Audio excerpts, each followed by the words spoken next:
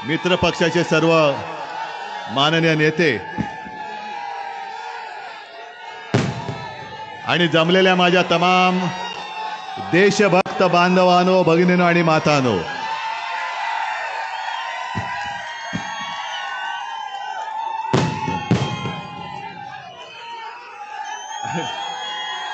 बोलू की नको? बसा सगळे बसा. जरा चॅनलवाल्यांना विनंती, तुम्ही कॅमेरा सेट करून बसलात तर बरं होईल, पाठच्या लोकांना दिसेल. खाली बसा, तुम्ही खाली बसा.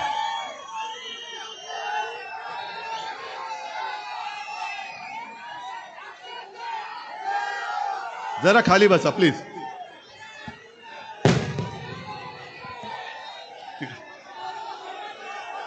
चल ठीक आहे, आता जरा बोलू द्या. मी माझ्या भाषणाची सुरुवात जमलेल्या माझ्या तमाम देशभक्त बांधवांनो, भगिनींनो आणि मातांनो अशी केले. हे आवाज होतं काय? आवाज येतोय? हा ठीक आहे ठीक आहे, तुम्ही शांत राहा तर आवाज येईल. सगळे शांत राहा, सगळे शांत राहा जरा. आता येतोय आवाज? तुमच्या लक्षात आलं असेल की मी हल्ली,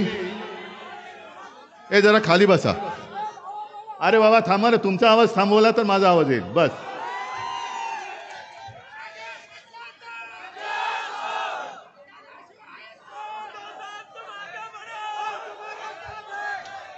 निवडणुकीच्या प्रचारात मी नेहमी जी माझ्या भाषणाची सुरुवात करतो की जमलेल्या माझ्या तमाम हिंदू बांधवांनो, भगिनींनो आणि मातांनो,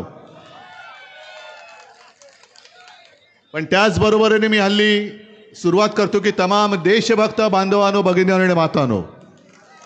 मी काय चुकीचं बोलतोय? आपण देशभक्त नाही, पण काही जण त्यांच्या पोटात दुखतं. बघा बघा म्हणे, यांनी सुरुवात बदलला. जरा थांबला तर बरं होईल, मला बोलता येईल. जरा शांत बसा. हा जरा शांत बसवत. पण काही जणांचा त्याच्यात सुद्धा एक पोटात मुरडा येतो. तसं पाहिलं तर गेल्या महिन्यामध्ये मी हिंगोली लोकसभा मतदारसंघामध्ये जवळपास 6 विधानसभा मतदारसंघात संवाद दौरा केलेला आहे. पण तो काळ असा होता की निवडणुकीची तारीख जाहीर झाली नव्हती, आपला उमेदवार जाहीर झाला नव्हता आणि त्यांची निशाणी पण जाहीर झाली नव्हती. आता चित्र स्पष्ट झालंय. उमेदवार कोण? आणि जरा जोरात सांगा, निशाणी कोणती? गद्दारांच्या खुर्चीला लावणार ना? काय शब्द जपून वापरावे लागतात. मग कुठे लावायची तुम्हाला मशाल कळलंय? कारण हे गद्दार असे आहेत की त्यांनी विधानसभेत गद्दारी केली होती, बरोबर आहे. त्यांना वाटलं आपण काय शौर्य केलं, नागेशला पाडला आणि जवळगावकरांना निवडून दिलं. अरे आम्ही जवळगावकरांना जवळ केलं. आता बोल पुढे काय करतोस? आता कुठे जाशील? त्याच्यामुळे तुझा सगळा सुपडा साफ होणार आहे.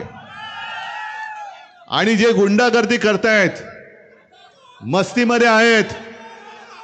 तुम्ही इकडे शेतकरी किती आलेत?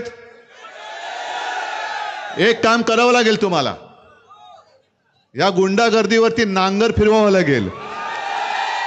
कोणावरती फिरवायचा नांगर? गुंडागर्दीवरती. आणि गुंडागर्दी पूर्णपणे नामशेष करून टाकायची. हे यांच्या काय वडलोपारची संपत्ती नाही आहे हिंगोली. म्हणजे हिंगोली हा आपल्या शिवसेनेचा बालेकिल्ला आहे. आणि विशेष म्हणजे ज्यांच्यासोबत आपण लढत होतो ते काँग्रेस, राष्ट्रवादी आणि सगळे पक्ष हे अधिक आपल्यामध्ये आलेले आहेत. म्हणजे मला तर असं वाटतं की यावेळेच्या मतदानात जेवढं मतदान होईल त्याच्यात 90% जास्त मतदान हे आपल्या नागेशला होईल.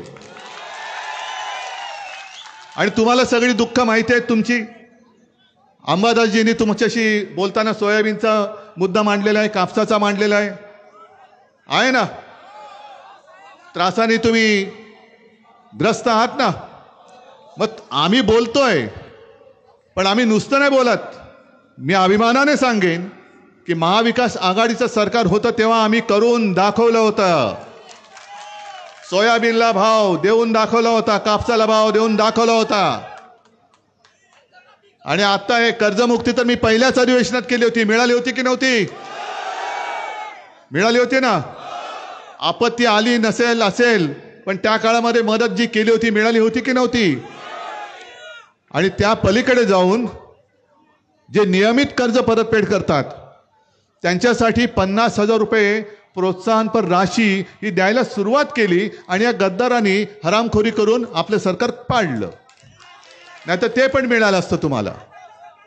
आणि मी तुम्हाला खोटं नाही सांगत, जर 5 वर्ष यांनी गद्दारी केली नसती तर 5 वर्षाच्या अखेरीस मी शेतकऱ्यांसाठी आणखीन काहीतरी योजना जाहीर तर केली असतीच. कदाचित मी परत एकदा शेतकऱ्यांची कर्जमुक्ती केली असती. पण आता हे बसलेत.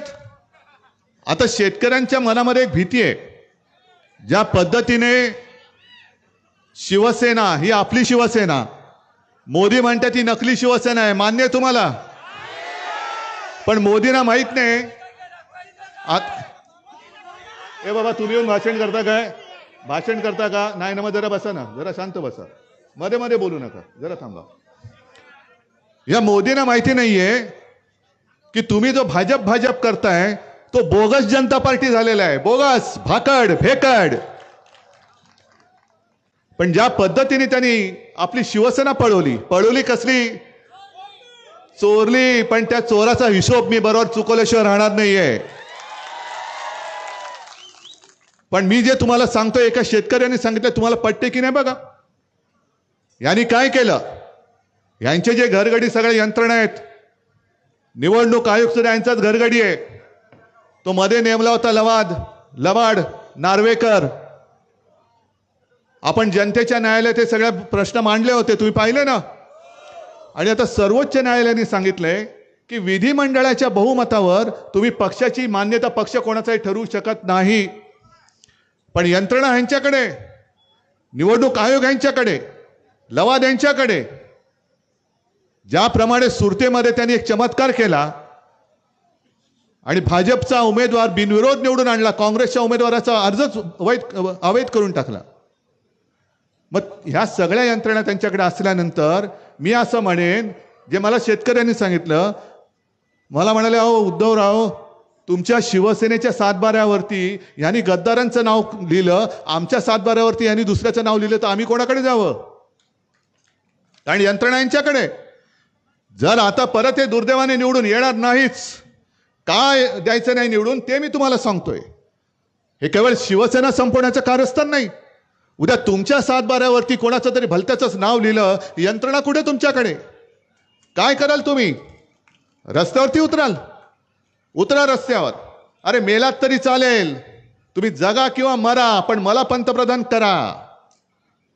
हे अशी ज्यांची मानसिकता आहे, जे शेतकरी उत्तरेमध्ये रस्त्यावरती उतरले होते, त्या शेतकऱ्यांच्या वाटेमध्ये आणि खिळे टाकले, कंपाऊंड्स टाकली, सगळे त्यांच्यावरती बंदुका घेऊन पोलीस उभे केले, ड्रोनमधनं अश्रुधुराचे गोळे सोडले, येऊ नाही दिलं दिल्लीमध्ये. कोणाकडे तुम्ही दाद मागणार? मागू शकता दाद? सगळे दरवाजे तुमचे बंद झाल्यानंतर तुमच्या 7बाऱ्यावरती गद्दारांचं नाव लिहिलं तर महाराष्ट्राच्या 7बाऱ्यावरती कोणाचं नाव देतील ते? महाराष्ट्राचा 7बारा हा त्यांच्या बापाच्या मालकीचा नाही, तो माझ्या या शेतकऱ्याच्या मालकीचा आहे.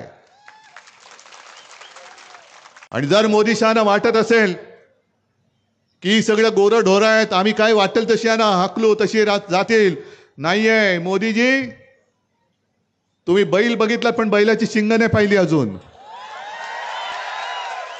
आणि महाराष्ट्राचा जो खाक्या आहे की आलात अंगावर तर घेतलं शिंगावर, आता महाराष्ट्र सज्ज आहे, तुम्हाला शिंगावरती घेतल्याशिवाय राहणार नाही. ज्या पद्धतीने यांचं सरकार चाललेलं आहे, आमच्यावरती आरोप करतात घराणेशाही. मग मी जे बोलतोय हे तुम्हाला पटते की नाही सांगा तुम्ही? आहे मी घराणेशाही मधला आहेच ना. माझ्या आई वडील, अरे तुम्हाला माझ्या वडिलांचा फोटो चोरावा लागतो, ते माझे वडील आहेत, ह्याचा मला अभिमान नसावा? आज त्यांना कळलेलं आहे की तुम्ही शिवसेना चोरण्याचा प्रयत्न केलात. पण मोदींच्या चेहऱ्यावरती मत मागू शकत नाही. जो गेल्या वेळेचा इथला गद्दार आपण निवडून दिला तर माझी चूक झाली, ती मीच उमेदवारी दिली. आणि उमेदवारी दिल्यानंतर तुम्ही आत्ता जसे पिसाटून उठलेला आहात तसे उठलात आणि दिलं त्याला निवडून. तुमची चूक नाही, माझी चूक आहे. पण हा गद्दार तिकडे गेला तेव्हा मला काय सांगत होते, हे म्हणे मोदींचा फोटो लावला म्हणून निवडून आले. मग आता बाळासाहेबांचा फोटो का लावताय? आणि जर मोदींचा फोटो लावून गेल्या वेळेला निवडून आलेला गद्दार यावेळेला का बदललात? यावेळेला सुद्धा मोदींच्या बरोबरीने गद्दारांच्या बाजूला मोदींचा फोटो लावून बघायचं होतं ना, लोक निवडून देतात का? पण मोदींचं नाव चालत नाहीये, मोदींचं नाव महाराष्ट्रामध्ये चालत नाही. शहांचा तर पत्ताच नाहीये कुठे. तर शहांचा आणि महाराष्ट्राचा काडीचा संबंध नाहीये. उगाच आपले टिकोजीराव इकडे येऊन फणा काढतात आणि मणिपूरमध्ये जाऊन शेपट्या घालतात. हे आमचे गृहमंत्री तिकडे चीन लडाख मध्ये घुसतोय, तिकडे काय बोलत नाही, पण इकडे येऊन मोठमोठ्या फुशारक्या मारतात. बघा आम्ही काय केलं. काय केलं तुम्ही? मणिपूरच्या स्त्रियांची तुम्ही आबरू वाचू शकलात? ज्या माझ्या देशाला कुस्तीमध्ये पदकं मिळवून देणाऱ्या कुस्तीपटू त्या तिकडे बसल्या होत्या, त्यांच्याकडे जायला मोदीजींना वेळ नाही, पण समुद्राच्या तळाशी जाऊन सगळा देखावा करायला वेळ आहे. अरे गेला असतात 2 मिनिटं त्या महिलांना भेटला असतात, ऐकून घेतलं असतात. गेला असतात 2 मिनिटं आणि त्या शेतकऱ्यांना भेटला असतात. गेला असतात 2 मिनिटं आणि मणिपूरमध्ये जाऊन त्या महिलांशी बोलला असतात. ते नाही, कारण आगडोम उसळलेला आहे. आगडोम, हा आगडोम आता मोदीजी तुम्हाला थांबवता येऊ शकणार नाहीये. हा शेतकरी जो पिसाळून उठलेला आहे याचं कारण तुम्ही भले त्याला नमो सन्मान बिन्मान काहीतरी योजनेमार्फत 6,000 रुपये फेकत असाल, पण मला सांगा असं कोणतं एक तरी शेतीसाठी लागणारा अवजार असेल, मग खत आहे, इलेक्ट्रिक पंप आहे, त्याच्या वायर आहेत, इतर सगळ्या गोष्टी, त्याच्यावरती जीएसटी किती आहे जरा बघा, 18%. आणि फक्त एकावरती नाही, सगळ्या गोष्टींवरती आहे. 5%चा आता खताचा जीएसटी त्यांनी 5% केलाय. मग तुम्ही सगळी खरेदी करतात, ही सगळी लूट त्यांच्या खिशात जाते. मग तुमच्या हक्काचा पैसा जो तुमच्याकडे राहिला पाहिजे तो लुटून नेऊन जात आहेत. आणि तुम्ही आलात, हे घ्या 6,000 रुपये फेकले, कसा मी आहे बघा. याने हीच सवय लावायची. जर हे खरे आपल्या देशाचे मेरा परिवार, अरे परिवार मध्ये लोक बेकार बसलेले तुम्हाला चालू शकतात? परिवारची लोक काय करतात? भीक मागतात. हा मोदींचा परिवार आणि त्या परिवाराचे मोदी कुटुंब प्रमुख. 10 वर्ष आम्ही तुम्हाला आमच्या देशाच्या आयुष्याची दिली. किती मराठवाड्यामध्ये किती उद्योग आणले मला सांगा. इथे शेतकरी बसलेले आहेत, किती शेतकऱ्यांच्या मुलांना नोकऱ्या मिळाल्या मला सांगा. पण मोदी 14 साली मी काय बोललो म्हणजे ते काय बोलले सांगत नाहीत, 19 साली काय बोलले ते सांगत नाही, नोकऱ्या किती दिल्या ते बोलत नाहीत. पण मोदींसारखा माणूस पंतप्रधान असल्यानंतर 10 वर्ष सलग 10 वर्ष त्यांना दिली, त्यातली 5 वर्ष आम्ही त्यांच्यासोबत होतो दुर्दैवाने. बोलतात कशावर? कोण काय खाते, कोण मांस खाते, कोण मच्छी खाते, मांस मासे, त्याच्यानंतर मुलं, कोणाला किती मुलं होणार, त्यांना हे काँग्रेसवाले संपत्ती वाटणार. अहो तुम्हाला कसं कळलं कोणाला किती मुलं होतात?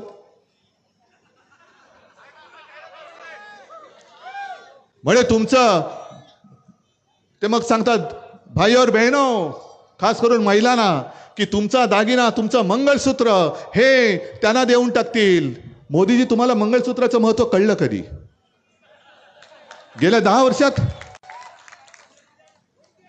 पण मंगळसूत्र तुमचं गहाण ते मुसलमानांना देऊन टाकतील हे नाही बोलले, जास्त मुलं होतील त्यांना देऊन टाकतील. हे जेव्हा तुम्ही बोलताय तेव्हा माझ्या शेतकऱ्याला विचारा, त्यांच्या मुलांची लग्न, त्यांच्या पत्नीची मंगळसूत्र तो विकत घेऊ शकत नाही, कर्जापायी बेजार झालेला आहे, त्याच्या घरात मंगळसूत्र येत नाही, असलेलं मंगळसूत्र गहाण टाकावं लागतं. त्याच्यासाठी 10 वर्ष तुम्ही दिलत काय ह्याचा पहिला हिशोब द्या. मला माहिती आहे तुम्ही शेतकरी सगळे उन्हातानाचे माझं भाषण ऐकायला आलात. खरंच तुमच्या आशीर्वादाची मला गरज आहे, कारण ही लढाई मी माझ्यासाठी नाही लढत, मी तुमच्यासाठी लढाई लढतोय. ही अरे सोयाबीनचा भाव किती बोललात? कापसाचा किती बोललात? बरोबर. आणि गद्दारांचा किती? मग एकेका गद्दाराला 50 खोके द्यायला यांच्याकडे पैसे आहेत, पण माझ्या सोयाबीनच्या शेतकऱ्याला द्यायला पैसे नाहीत, कापसाच्या शेतकऱ्याला पैसे द्यायला नाहीये त्यांच्याकडे. जाहिरातीवरती करोडो रुपये उधळतायत, करोडो रुपये बरबटवून टाकतायत. बघा चॅनलवरती किती जाहिराती चालल्यात, वृत्तपत्रांमध्ये किती जाहिराती चालल्यात, गावागावामध्ये होर्डिंग किती लागलेत. पूर्ण मुंबई तर बरबटवून टाकलेली आहे. जिथे म्हणजे पूर्वी जसं करोनाची होर्डिंग आपण लावली होती, करोना कसा दिसतो, आता लोकांना वाटते की हाच करोना आहे की काय. एवढं सगळं बरबटून टाकलं. आणलात कुठून हा पैसा? तुम्ही एकतर माझ्या शेतकऱ्याच्या खिशातून अप्रत्यक्ष कर गोळा करतात.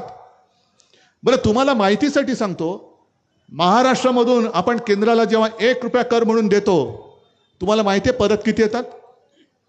8 पैसे. 8 पैसे. बाकीचे 92 पैसे कुठे जातात? उद्योग कुठे जातात? सगळ्या नवीन येणाऱ्या कंपन्या कुठे जातात?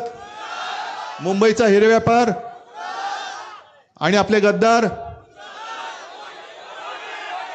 मग तुमच्या 7/12वरती कोणाचं नाव येईल? मग चालेल तुम्हाला?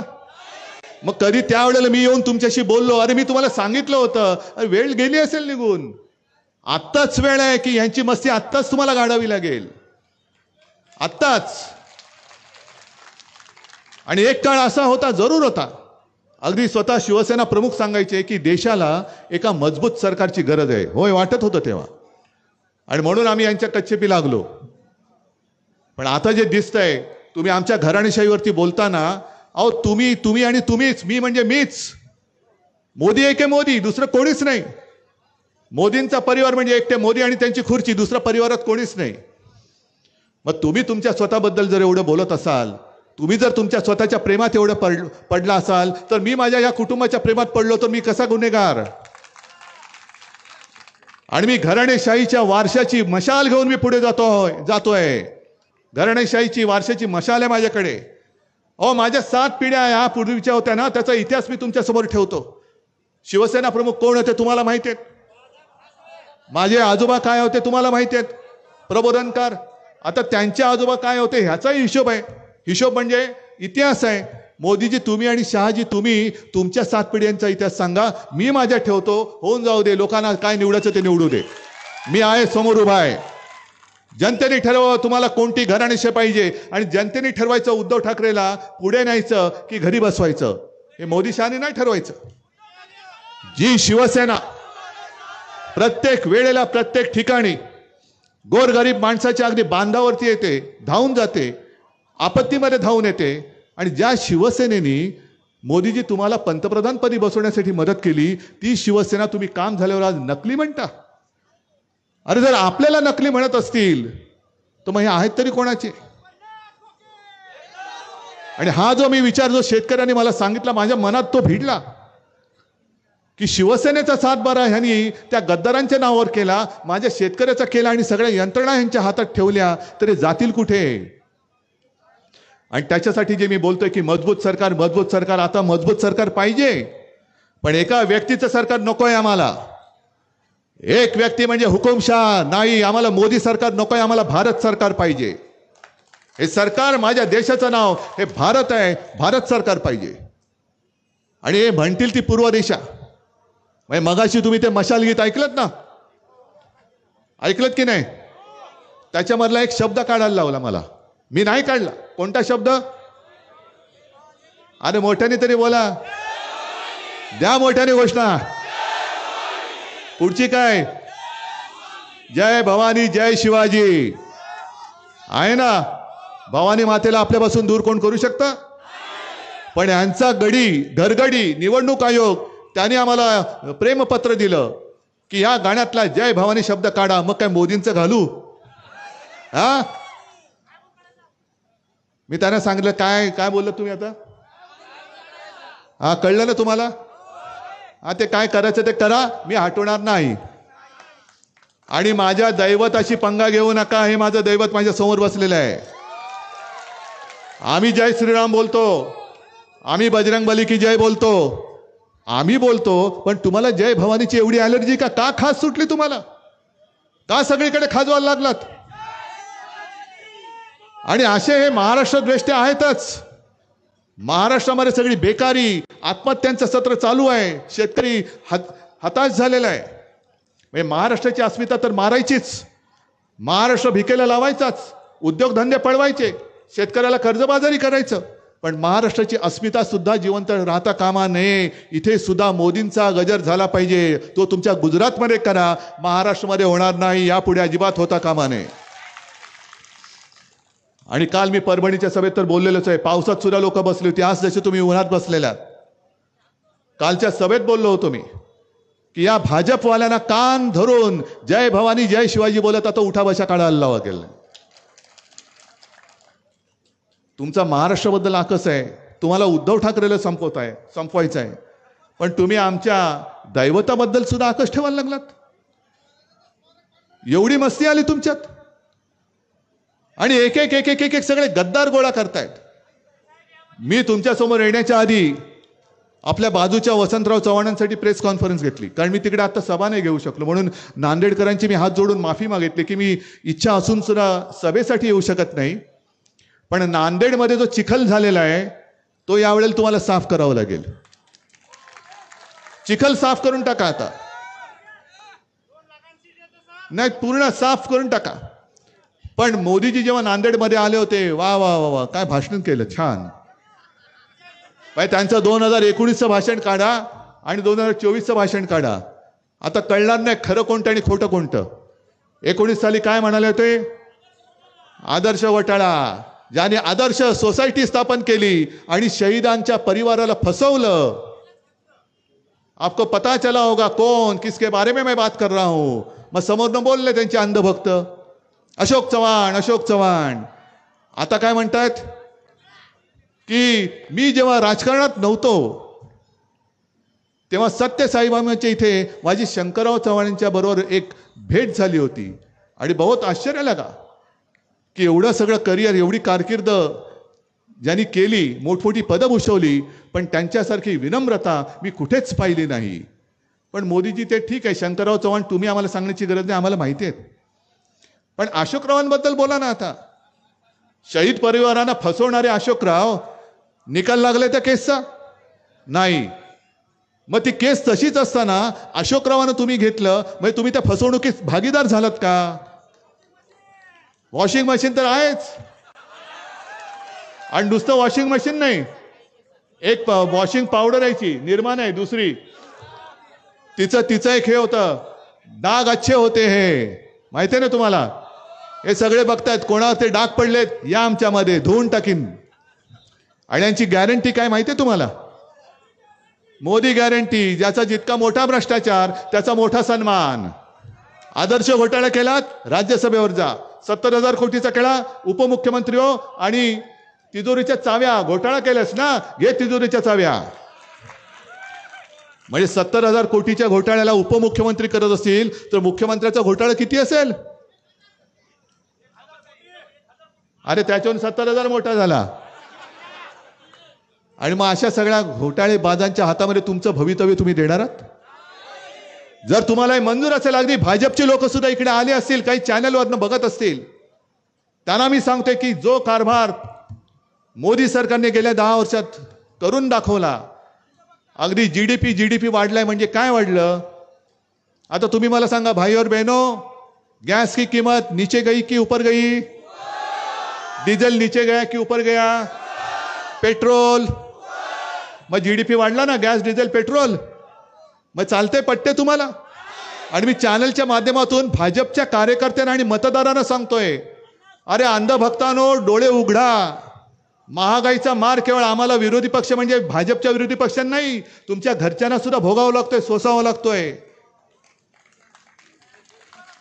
आणि सातबाऱ्यावरती दुसऱ्याचं नाव चढवण्याचा धोका. अरे जो शिवसेनेसारखा पक्ष, जेव्हा भाजपचे 2 खासदार संपूर्ण देशात होते, तुम्हाला कोणाला वाटलं होतं 300च्या वरती जातील? पण दोघांचे 300 झाले. आता 300चे 2 होणार ते सोडा, आणि 2 आलेच पाहिजेत, हेच दोघं निवडून आले पाहिजेत. पण त्या शिवसेनेबरोबर धोका देऊ शकतात, शिवसेनेला नकली ठरू शकतात. तर तुम्ही जे आता त्यांचे अंधभक्त त्यांची पालखी उचलताय ना, त्यांची पण हालत हीच होईल. म्हणून हे कोणाच्याच हिताचं नाहीये. ही एकाधिकार जे त्यांचं एक मस्ती आहे, एक विधान, एक निशाण आणि एक प्रधान. ते नड्डा बोलले होते की या देशात एकच पक्ष राहील. चालतोय तुम्हाला एक पक्ष? ही हुकुमशाही नाहीये. 400च्या वरती जागा यांना पाहिजेत घटना बदलण्यासाठी. नाही तर 300च्या वरती जागा असताना सुद्धा तुम्ही 370 काढू शकलाच होतात ना. मग तेव्हा तुम्हाला बहुमताची गरज होती आणि बहुमत तुमच्याकडे होतं. आम्ही सुद्धा बरोबर होतो. काश्मीरचा 370 कलम काढताना आम्ही सुद्धा पाठिंबा दिला. इतर अनेक चांगल्या गोष्टींना आम्ही पाठिंबा दिलाच. पण बहुमत मिळाल्यानंतर तुम्हाला 400च्या पार व्हायचंय, कारण तुमच्या डोक्यामध्ये किडा वळवळतोय घटना बदलण्याचा. हे माझं जाहीर वक्तव्य आणि तुम्हाला पटते की नाही तुम्ही मला सांगा. कारण गेल्या संसदेच्या अधिवेशनात भाजपच्या विरोधातले त्यांनी जवळपास 150 खासदार निलंबित करून टाकले. नुसते निलंबित नाही केले, निलंबित केल्यानंतर देशासाठी जे कायदे आणले त्या कायद्यावरती देशाच्या त्या सर्वोच्च मंदिरात, लोकशाहीच्या मंदिरात चर्चा व्हायला पाहिजे होती. अगदी इतर पक्षांची सुद्धा मतं त्याच्यात मांडली जायला पाहिजे होती. मग मतदानाला टाकून ते कायदे मंजूर करायला पाहिजे होते. पण यांनी समोरची संसद खाली करून टाकली आणि त्यांना पाहिजे ते कायदे मंजूर करून टाकले. हेच त्यांना उद्या करायचंय. कारण उद्या 400च्या वरती जाणार नाहीच. पण जर गेले तर समोर कोणी असता कामा नये. घटना बदलताना कोणाचाही आवाज असता कामा नये. जे रशियामध्ये पुतीननी केलं, जे इस्रायलमध्ये नेत्यानाहूनी केलं, आज नेत्यानाहू भोगतायत. तिकडे घराच्या बाहेर नेत्यांना पडतायत. लोक संतापाचा वणवा पसरलेला आहे. रस्त्यावरती लोक उतरलेली आहेत. आणि जगातली सगळ्यात ही मोठी लोकशाही. अरे देशाचं स्वातंत्र्य मिळवताना आम्ही नव्हतो. आमचा जन्म नव्हता झाला. शिवसेनेचा पण नव्हता झाला. पण काँग्रेसचा झाला होता. काँग्रेस लढत होती. RSSचा झाला होता. 25 साली त्यांना 100 वर्ष होतील. स्वातंत्र्यपूर्व काळात, लढाईच्या काळात RSS अस्तित्वात असताना सुद्धा RSS कधी स्वातंत्र्य लढत उतरली नव्हती. काही न करता मिळालेलं स्वातंत्र्य हे आता गिळायला निघालेत. हे तुम्हाला मान्य आहे का? आणि म्हणून आम्ही काय करू? त्या नागेशने एक वचननामा दिलाच आहे. कुठे तो नागेशने एक वचननामा दिलाय. पण एक तुम्हाला सांगतो, हा एक नागेशचा वचननामा आहे आणि नागेश तुमच्या समोर आहे. उमेदवार बरोबर आहे ना? निवडून आणणार. पण एक तुम्हाला सांगतो, जसं मोदींची गॅरंटी आहे त्या गॅरंटीवर विश्वास ठेवणार का उद्धव ठाकरेच्या वचनावर? मी तुम्हाला वचन देतोय, इंडिया आघाडीचं सरकार आणल्यानंतर महाराष्ट्राची जी लूट चाललेली आहे ही लूट मी थांबवल्याशिवाय राहणार नाही. महाराष्ट्राचं लुटून नेलेलं वैभव मी परत महाराष्ट्रात आणल्याशिवाय राहणार नाही. मी माझ्या शेतकऱ्याला त्याचा हमी भाव मिळवून दिल्याशिवाय राहणार नाही. आणि मी पीक विम्याचा जो घोटाळा आहे, हजारो कोटी रुपये पूर्ण देशामध्ये या विमा कंपन्यांच्या घशामध्ये जात आहेत. मला तर काल कोणीतरी सांगितलं की या विमा कंपन्यांकडनं सुद्धा यांनी निवडणूक रोखे घेतले असतील तर फार भयानक आहे.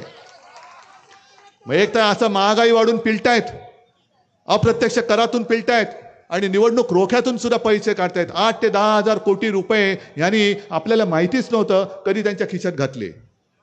पण ही सगळी जी वचने आहेत ही प्राथमिकता असेल.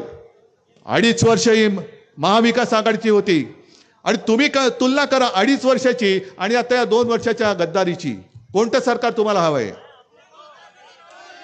आणि देशामध्ये परत मोदी सरकार हवंय का शेतकऱ्याचे अश्रू पुसणारं इंडिया आघाडीचं सरकार पाहिजे? एकाधिकार पाहिजे, हुकुमशाह पाहिजे की प्रादेशिक पक्षांना बरोबर घेऊन चालणारं संमिश्र सरकार की जे देशाच्या प्रत्येक राज्याचा मान राखेल, सन्मान राखेल आणि देशाच्या नागरिकांची एक जी काय भावना आहे तिचा आदर राखेल असं सरकार पाहिजे. आणि असं इंडिया आघाडीचं सरकार पाहिजे असेल तर नागेश इकडे, तिकडे वसंतराव चव्हाण, पूर्ण महाराष्ट्रामध्ये मी आवाहन करतोय. अरे एकच लक्षात घ्या फक्त की ज्या मोदी सरकारने न्याय हक्कासाठी दिल्लीत येणाऱ्या शेतकऱ्यांना वाटेत खिळे टाकून, तारेची कुंपणे टाकून, अंगावरती बंदुका रोखून अडवलं, त्या मोदी सरकारला तुम्ही आता शेतकऱ्यांनी एकजुटीने पुन्हा दिल्लीचा रस्ता बंद करून त्यांना दिल्लीच्या बाहेर आता रोखावं लागेल. मोदीजी, तुम्ही तुमच्या सरकारची मस्ती दाखवली.